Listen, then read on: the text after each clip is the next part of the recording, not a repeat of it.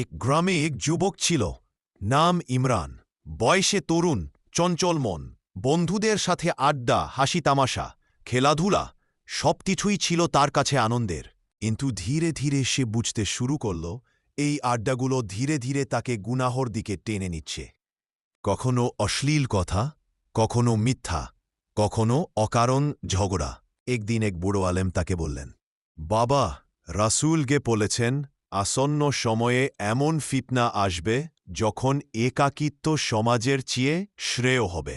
ইমরান প্রথমে বিষয়টা বুঝতে পারেনি, কিন্তু কিছুদিন পর যখন সে দেখল তার কয়েকজন বন্ধু হারাম কাজে জড়িয়ে গেছে, তখন সে দৃঢ় সিদ্ধান্ত নিল, আমি তাদের মতো হব না, বরং আমি একা থাকব, তবু গুনাহর সঙ্গী হব না।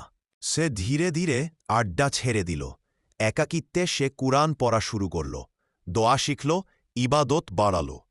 প্রথম দিকে নিঃসঙ্গতা কষ্ট দিলেও কিছুদিন পর সে শান্তি পেল। মানুষের ভিড়ে গুনাহ করার চেয়ে একাকিত্বে আল্লাহের সাথে সম্পর্ক গড়ায় তার জীবনের সবচেয়ে বড় পাওয়া হয়ে দাঁড়াল। আমাদের জন্য শিক্ষা: ভিড়ের আড়ালে অনেক সময় গুনাহর দরজা খোলা থাকে। একাকী থাকা সবসময় কষ্টকর নয়, বরং তা হতে পারে ঈমান রক্ষার নিরাপদ জায়গা। রাসূল সাল্লাল্লাহু আলাইহি ওয়াসাল্লাম বলেছেন, ভবিষ্যতে আসবে এমন সময় যখন মানুষের জন্য ভেড়ার মতো পাহাড়ে চলে যাওয়া এবং নিজের ঈমানকে ফিতনা থেকে রক্ষা করাই শ্রেষ্ঠ হবে। মনে রাখুন, ফিতনার কোলাহল থেকে দূরে থাকা ঈমান রক্ষার জন্য বরকতময় নিঃসঙ্গতা।